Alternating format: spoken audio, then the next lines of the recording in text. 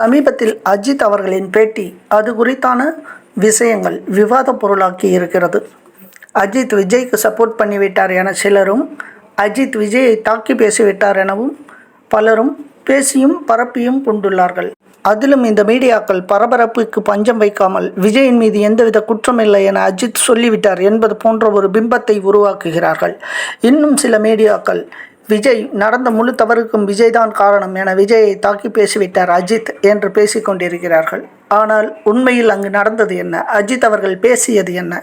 அவர் முழுக்க ஒரு ரசிக மனோநிலையை விமர்சித்து பேசியிருக்கிறார். இதோ அவர் ஆங்கிலத்தின் பேசியதன் விவரம் தமிழில். நீங்கள் சென்னையில் இருக்கும் நாட்களில் என்ன செய்வீர்கள் என்று அந்த நிருபரால் கேள்வி கேட்கப்பட்டது. அதற்கு அஜித் அளித்த விளக்கம்தான் இது. புகழ் என்பது 2 பக்கங்கள் இருக்கிறது. அது ஒரு 2 பக்கமும் கூர்மையான வாளை போன்றது. அது அதிகமாக கொடுத்த போதிலும் அதைவிட அதிகமாக என்னிடமிருந்து எடுத்துக்கொள்கிறது. இது என்னுடைய ரசிகர்களின் அன்பு கிடைப்பதற்காக நிரம்ப நன்றியுடன் இருக்கிறேன். ஆனால் என் குடும்பத்துடன் என்னால் வெளியில் போக இயலவில்லை.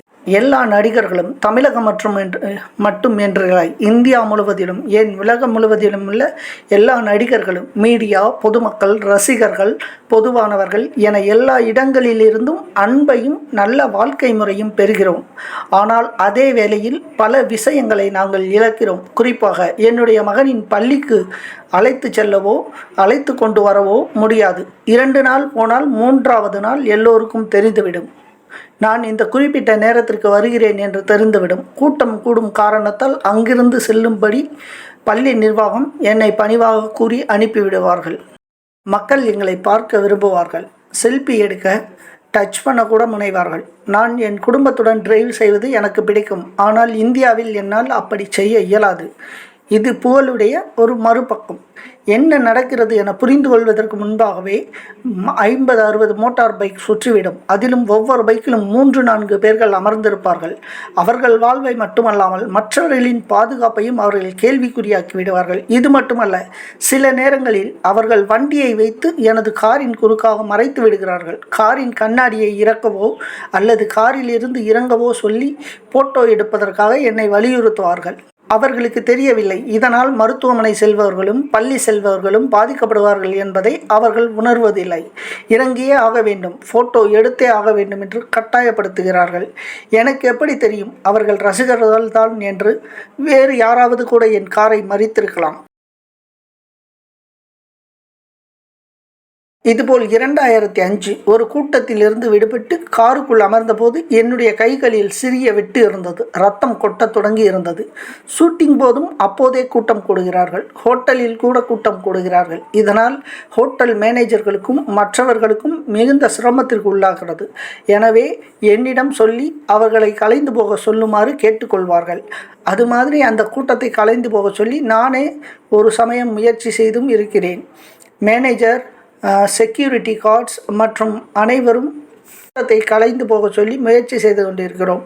அப்போது ஒரு சிலர் ஃபோட்டோ எடுக்கணும் என்று கேட்டுக்கொண்டார்கள். அந்த டைமில் தான் ஒரு செக்யூரிட்டி கார்டு வந்து ஒரு பையன் 19-20 வயசு தான் இருக்கும். அந்த பையனோட கையை டைட்டாக பிடிச்சிக்கிறாங்க. என்ன ஏதுன்னு நான் போய் விசாரித்து பார்த்தா அந்த பையனோட கையில் ஒரு அரை பிளேடு ஒன்று இருக்குது. 2 விரல்களுக்கு இடையில் அந்த பிளேடை மறைச்சி வச்சிட்ருக்கான். நல்ல வேலையாக செக்யூரிட்டி கார்டு பார்த்ததுனால அங்கே அவர் கையை பிடிச்சிட்டாரு. அந்த பையனை 19-20 வயசு தான் இருக்கும். அந்த பையனை எப்படி நான் ரசிகர்னு சொல்ல முடியும்? அவன் ஏதாவது ஒரு சைக்கோவாக இருக்கலாம், இல்லை ஏதாவது தண்ணி அடிச்சுட்டு வந்திருக்கலாம். இந்த மாதிரி கூட்டத்தை எப்படி நாங்கள் கண்ட்ரோல் பண்ண முடியும்? இதுக்கு ரசிகர்கள் ஒருத்தரை மட்டும் நம்ம குறை சொல்ல முடியாது. மீடியாக்களும் அதுக்கு ஒரு முக்கியமான காரணம். ஃபஸ்ட்டுன்னு சொல்லி ஏற்றி விட்றாங்க. இந்த நடிகர் நம்பர் 1, அந்த நடிகர் நம்பர் 2 அப்படின்னு மீடியா போட்டு ஹைப் பண்ணி விட்றதான் இது காரணம். தேட்டர் ஓனர் எவ்வளவோ செலவு பண்ணியிருக்காங்க. அந்த தேட்டரை வந்து மாடர்னாக அப்கிரேட் பண்ணியிருப்பாங்க. ஆனால் உள்ளே உட்காந்து சீட்டை கிழிக்கிறது, திரையை கிழிக்கிறது, அது மட்டும் இல்லாமல் ஏதாவது ஒரு பாட்டு, ஒரு டான்ஸுக்கு ஒன்ஸ் மோர் போட சொல்லி தொந்தரவு பண்ணுறது, இந்த மாதிரி ரசிகர்கள் வந்து நடந்துகிட்டே இருக்காங்க. இதை நம்ம எப்படி என்கரேஜ் பண்ண முடியும்? ஏற்கனவே என்னோடய வீடியோ ஒன்று பாப்புலராக இருந்தது. அதில் ஒரு ரசிகர் கையில் ஃபோனை வச்சுருக்காரு. பேர் செல்ஃபி எடுக்கிறப்ப நான் வந்து ஃபோனை பிடுங்கின மாதிரி அப்போதைக்கு அது வைரல் ஆச்சு. அது ஃபோனை பிடுங்கினதுக்கான காரணம் என்னென்னா, அந்த இடம் வந்து ரெஸ்ட்ரிக்டட் ஏரியா, அங்கே வந்து எந்த ஃபோட்டோவும் எடுக்கக்கூடாது. அது வந்து மேலே எழுதியும் வச்சுருக்காங்க, இந்த மாதிரி ஃபோட்டோ எடுக்கக்கூடாது, எடுத்தீங்கன்னா ஃபைன் பண்ணப்படுவீர்கள் அப்படின்னு. அங்கே சட்டத்தை மீறாங்களே அப்படின்ற ஒரு காரணத்துக்காக தான் நான் அந்த ரசிகர்கிட்டேருந்து கேமராவை பிடுங்கினேன். ஆனால் அது தப்பாக புரிந்து கொள்ளப்பட்டது. இப்போ ஒரு இடத்துல எலெக்ஷன் சம்மந்தமாக ஒரு கூட்டம் கூடிச்சு. அதில் எவ்வளவு பேர் இறந்துருக்காங்க? அதுக்கு காரணம் நாம் ஒரு தனிப்பட்ட மனிதரை மட்டும் சொல்லிட முடியாது. இது ஒரு கலெக்டிவ் ரெஸ்பான்சிபிலிட்டி, கூட்டு பொறுப்பு. 140 கோடி மக்கள் இருக்க இந்த நாட்டில் கூட்டத்தை கூட்டுறது ஒன்றும் பெரிய விஷயமே இல்லை. யார் போனாலும் கூட்டம் கூடும். ஆனால் அவங்களோட பொறுப்பை உணர்ந்து நடந்துக்கணும்.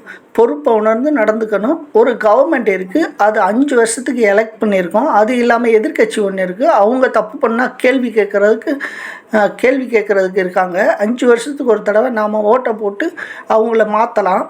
இது வந்து ஒரு கலெக்டிவ் ரெஸ்பான்சிபிலிட்டி. அதிலும் குறிப்பாக அந்த கூட்டம் கூடும் ரசிகர்களின் மனோபாவம் என்பதாக அஜித் விமர்சித்திருந்தார்.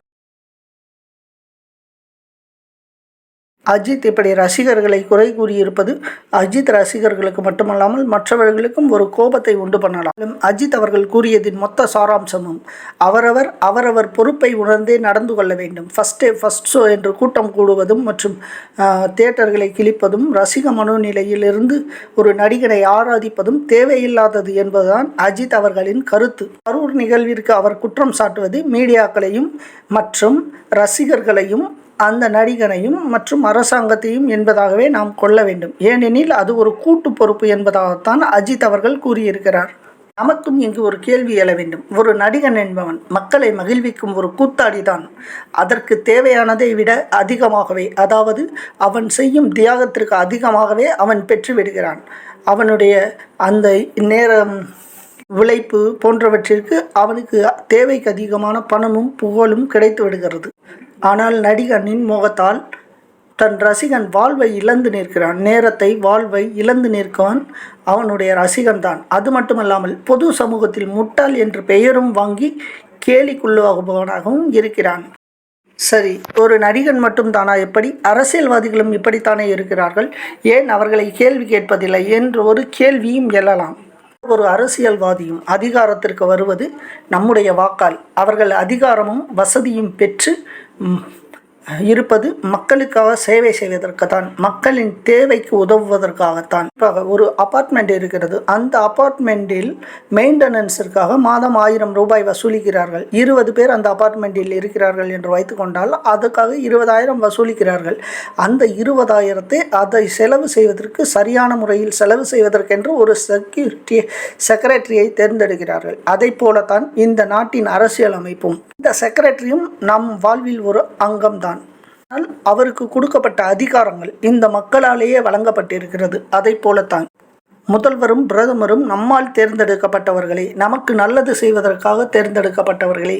அதற்காக அவர்கள் தேவைக்கு அதிகமான சம்பளத்தையும் பெறுகிறார்கள், வசதிகளை அனுபவிக்கிறார்கள், ஓய்வூதியம் பெறுகிறார்கள், அவர்களுக்கு குவார்ட்டர்ஸ், வேலைக்காரர்கள், பவர் என்ற அத்தனை விஷயங்களையும் அளிக்கப்படுகிறது. அதற்கு காரணம் அவர்களுக்கு அந்த வசதிகளையும் அதிகாரங்களையும் அளிப்பது பொதுமக்களாகிய நாம் தான்.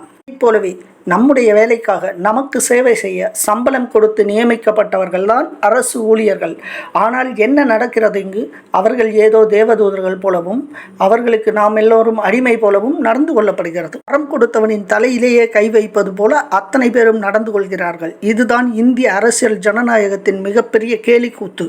இந்தியாவின் முகவுரையின்படி இந்த அரசு அதிகாரிகளுக்கான, ஏன் குடியரசுத் தலைவருக்கான, மற்ற நீதித்துறைக்கான அத்தனை அதிகாரங்களும் எங்கிருந்து வழங்கப்படுகிறது என்று பார்த்தால் மக்களால் வழங்கப்படுகிறது என்கிறது. கடமையை செய், உரிமையை பிறகு பார்க்கலாம் என்கிறார்கள். ஆனால் இந்திய தேசமும் அதன் மக்களும் தங்கள் உரிமையும் இறையாண்மையும் பறிகொடுத்து விட்டு வாழ்கிறார்கள். இதுதான் நிதர்சனம்.